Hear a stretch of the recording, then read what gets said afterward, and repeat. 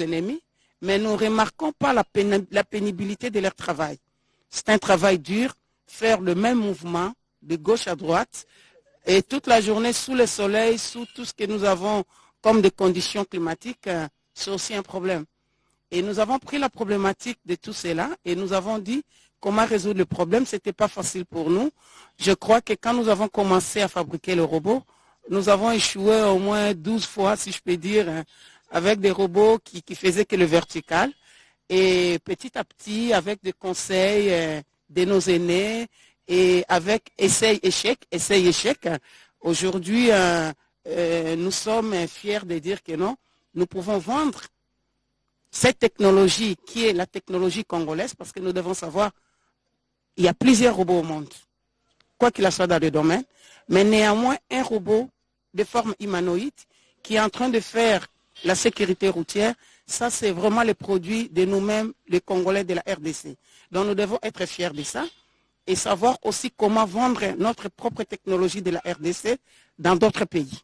Les questions que je voudrais savoir avec face à nos génies là qui sont en face de nous, vous nous expliquez un peu en quelques mots comment ça fonctionne et quels sont aujourd'hui justement l'état des lieux de cette filière du manioc. Est-ce qu'aujourd'hui on peut trouver du pain, des pâtes au manioc partout au Congo?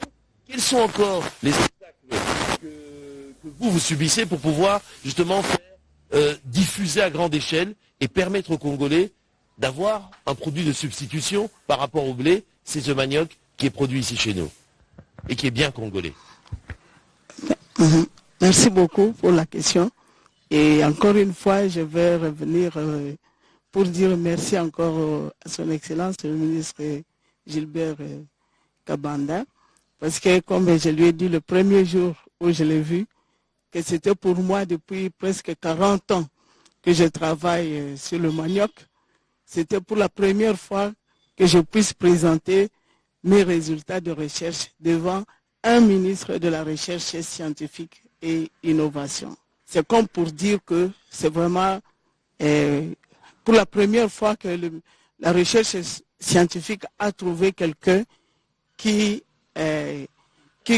compte, qui reconnaît la valeur des scientifiques congolais.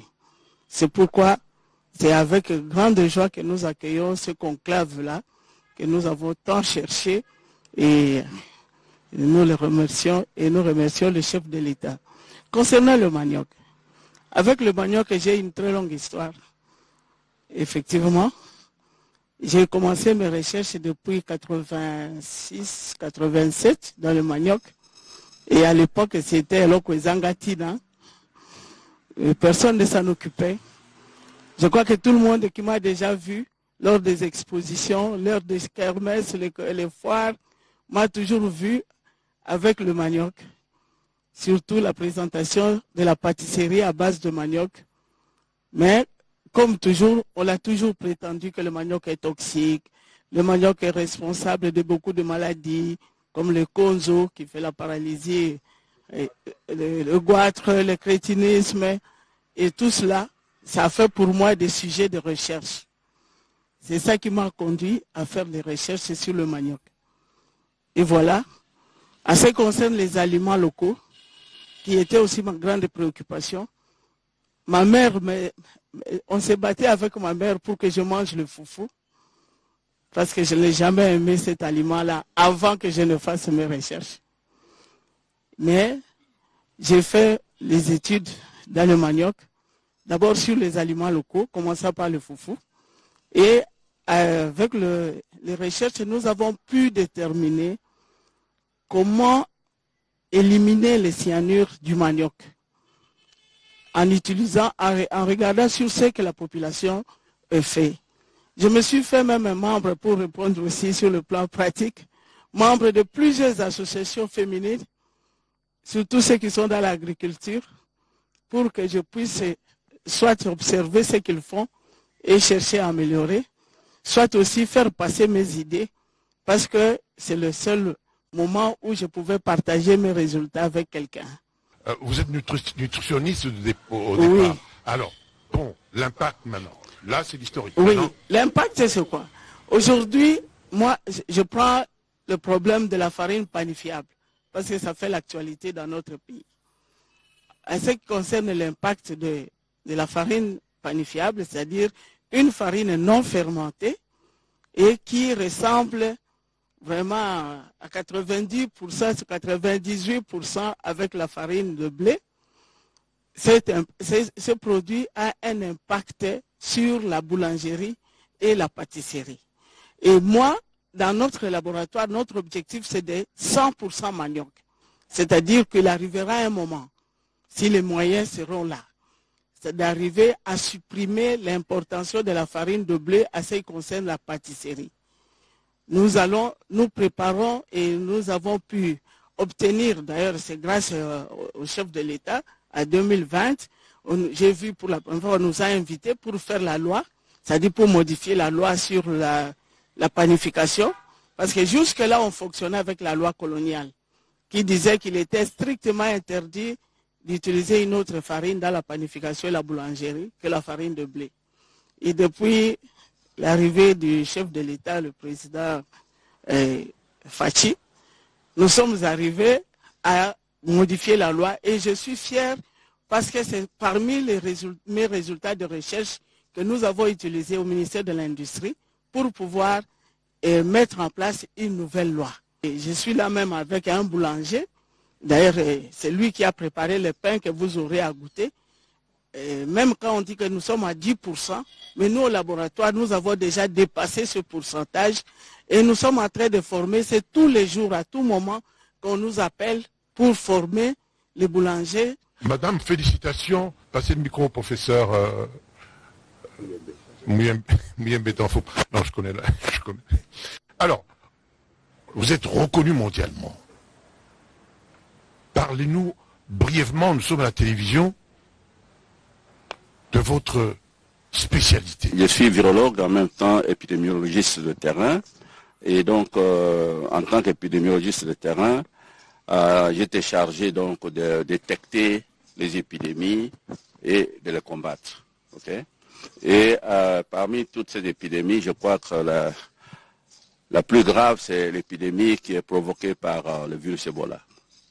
Et ma première rencontre avec ce virus, c'était en 1976 à Yamboukou, une épidémie qui avait une très forte mortalité de 88%, donc de personnes atteintes. Et puis, 19 ans après, c'est Kikwit. Et là, la maladie se manifestait sous forme de diarrhée sanguinolente. On l'appelait diarrhée rouge. Et les médecins avaient attribué cette diarrhée rouge à des bactéries. Mais ils ont donné des antipaludéens, ils ont donné des antibiotiques, il y avait toujours la mortalité. Et on m'a appelé, d'abord c'est l'évêque et puis le médecin directeur. Et quand je suis arrivé là-bas, je crois 2 ou 3 jours après, j'ai dit non, ce n'est pas une bactérie, ça doit être un virus. Et peut-être c'est le virus Ebola. Et j'ai fait le prélèvement, j'ai envoyé au CDC à Tranta. Après une semaine, on confirme que c'était Ebola. Et là, c'était la panique. Alors, durant cette épidémie, il y avait un jour, là, nous avions plus de 60 décès. 60 décès par jour. Et là, vraiment, c'était la compassion. Et mon équipe, donc l'équipe congolaise, nous avons pensé à traiter certains de ces malades avec les sangs de convalescents. Donc ceux qui ont fait la maladie, Ebola, qui sont guéris. Et on a pu 8 malades aigus. On leur a donné donc les sangs de convalescents. Et sur les 8, 7 ont survécu. Là, c'était donc le point de départ. À partir d'une observation clinique, et nous avons pensé que les anticorps anti-Ebola étaient protecteurs. Mais cette observation n'a pas été, disons, acceptée par nos partenaires internationaux. Ils ont boudé cela et ils ont donné aussi les arguments pour dire que d'abord, l'échantillon était faible, c'est 8 cas que nous avons traités. Et puis ils ont dit aussi que peut-être c'était à la fin de l'épidémie Donc le virus a perdu sa puissance. Hein. Et enfin, il y avait un chercheur aussi américain qui a fait des expérimentations sur les macaques. Il a trouvé que les anticorps anti-Ebola n'étaient pas protecteurs. C'est ainsi que nous n'avons plus répété cette expérience pendant au moins 30 ans. Et voilà, il y a vraiment des circonstances qu'on appelle la chance. Hein. Et comme disait, je crois, Pasteur, la chance ne favorise que les esprits qui sont préparés. Vous voyez. Et alors, je reçois comme ça en 2006 un chercheur américain qui arrive à l'INRB pour une visite. Je le reçois dans mon bureau et je lui raconte ce que nous avions fait à Kikwit. La guérison que nous avions obtenue en donnant la transfusion du sang, n'est-ce pas, des convalescents. Et il était intéressé par cette expérience. Et nous avons dit donc, est-ce que nous ne pouvons pas envoyer, puisque nous n'avions pas la technologie ici, envoyer des convalescents chez vous aux États-Unis pour continuer les recherches. Il était d'accord. Et en 2000, un an après, je suis parti à NIH, donc aux États-Unis, et j'ai visité leur laboratoire, j'ai fait des conférences sur ce qui s'est passé à Kikwit, et nous avons signé un contrat pour que des convalescents de Kikwit puissent aller là-bas. Le résultat, c'est que nous avons finalement donc sélectionné et trouvé un anticorps, qu'on appelle anticorps monoclonal, qui était actif. Et c'est ainsi donc que l'OMS va autoriser de faire une étude randomisée, donc faite au hasard, en comparant notre produit avec d'autres produits américains, dont les IMAP et Régénéron, et puis un autre produit dont chimique qui est le Remdesivir. Nous avons fait donc une étude randomisée et le résultat c'est que notre produit là, le MAP 114 comme nous l'appelions à l'époque, le MAP 114 et le produit Régénéron étaient les meilleurs parmi les 4 pour soigner. Ce n'est pas un vaccin, mais c'est pour soigner, pour traiter. Il faut, je crois, applaudir un peu notre compatriote. Tout jeune parmi le vieux, c'est un jeune inventeur, n'est-ce pas? Il s'appelle Chinyam Kapend Frank. Il a mis au point une station réseau pour améliorer justement les signaux des télécoms. Quand votre téléphone ne sait pas capter le signal, ne sait pas passer un message, Chinyam Kapend Frank a mis au point une station réseau pour améliorer justement les signaux et passer des appels. D'où vous êtes venu justement cette idée de créer cette station réseau? Qu'est-ce que vous avez constaté dans votre milieu, dans votre environnement immédiat? Oui, merci pour la question. Et puis je remercie aussi son Excellence, Monsieur le ministre de la Recherche scientifique, d'ouvrir une porte de sortie pour les chercheurs en réfléchissant au conclave. Et en parlant de ma conception, la station réseau que j'ai mis au point, au fait, c'était mon problème que j'avais résolu. Quand j'étais étudiant, j'ai constaté que quand je suis dans l'enceinte de l'université, le réseau était bon. Mais une fois que je suis à la maison, il y avait des petits problèmes. Au fur et à mesure que j'ai monté des promotions, j'étais en train d'observer ces problèmes. Et finalement, je m'étais dit que je dois apporter une solution.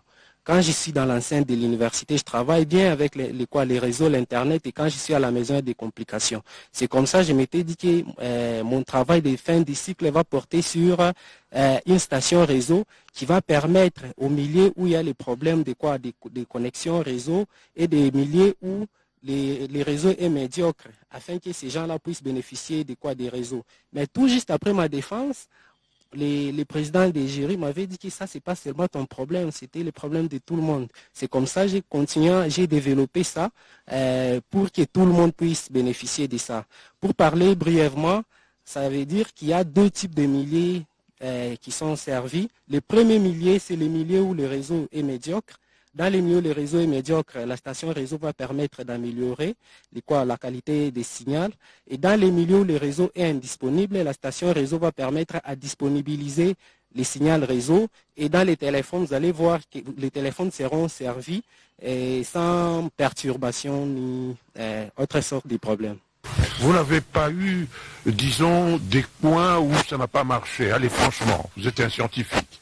Vous nous devez cette vérité. Oui, des coins où ça n'a pas marché, c'est en fonction de la distance. La distance max c'est 45 km par rapport à la station qui sert, à la station de base. Donc, au-delà de 45 km, l'antenne ne peut pas servir. Mais je suis en train de travailler. J'ai parcouru certaines revues scientifiques. J'ai essayé de voir ce que je peux faire pour partir au-delà. Mais la solution est en cours de développement. Monsieur le ministre, vous les avez déjà écoutés. Oui, je les ai déjà écoutés, je les ai déjà entendus. C'est plutôt à vous que je demande de amplifier le message qu'ils viennent de délivrer. Ici, ce n'est qu'un échantillon. Pas représentatif d'ailleurs. Il est qualitativement représentatif, mais pas quantitativement représentatif. Eh bien, nous avons des dizaines, des centaines d'inventeurs. Il y en a même qui n'ont pas été à l'école. Il y en a dans nos villages. Sachez qu'aujourd'hui, si vous allez à Pékin, vous trouverez des centres de traitement de médecine traditionnelle chinoise. Je parle de la médecine, mais je peux parler aussi d'autres domaines. Mais il y a, par exemple, dans l'armée chinoise, un hôpital académique de médecine traditionnelle qui est scientifique. C'est pour dire que nous devons absolument répertorier tous les nôtres, aussi bien scientifiques reconnus comme les champions que nous avons ici, que même inventeurs, génies non scientifiquement reconnus, pour que les richesses que Dieu a mises dans cette terre qui s'appelle le Congo, et que moi, excusez-moi, j'appelle le paradis terrestre, eh bien que ces richesses puissent réellement être de vraies richesses, et c'est seulement par la voie de la recherche, de l'innovation qu'elles sont richesses, et que le développement de la République va démarrer. Le développement de notre République ne démarrera pas avant que nous puissions rentabiliser ce que ces génies offrent à la nation. Vous avez raison, monsieur le ministre, parce que regardez, maintenant en médecine, c'est l'Inde, tout le monde, toute l'Afrique va vers l'Inde, alors que il pourrait venir chez nous. Nous sommes au cœur de l'Afrique. C'est vrai. Monsieur le ministre, comme vous voyez justement ces scientifiques qui sont là devant nous, ces inventeurs, il y a des besoins fondamentaux dans une société. Il faut que les gens se logent, il faut que les gens se nourrissent, il faut que les gens se soignent, il faut que les gens puissent se déplacer, la mobilité. Je veux dire, dans justement les filières scientifiques, est-ce qu'il y a des priorités que vous avez déjà choisies pour dire on va mettre le paquet, par exemple dans notre pays, on sait que l'énergie est un grand défi. La mobilité aussi pour les routes, c'est un grand défi. Est-ce que vous avez déjà des filières? Parce que, comme vous l'avez dit là tout à l'heure, il faut aussi que cette recherche scientifique ait un impact et qu'elle soit plus ou moins rentable. Ce n'est pas le but. Il n'y a pas un but lucratif nécessairement, mais il faut qu'elle puisse rentable pour qu'elle puisse elle-même avoir une sorte de mécanisme d'autofinancement.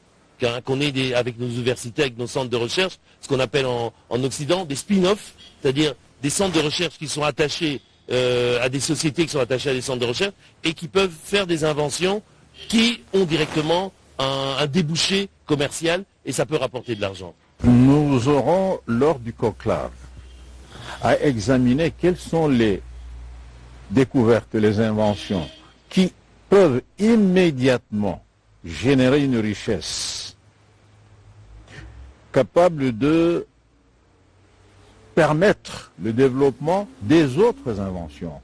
Mais ça, c'est une réflexion que je ne vais pas faire maintenant. Je préfère la réserver. C'est un schéma que j'ai.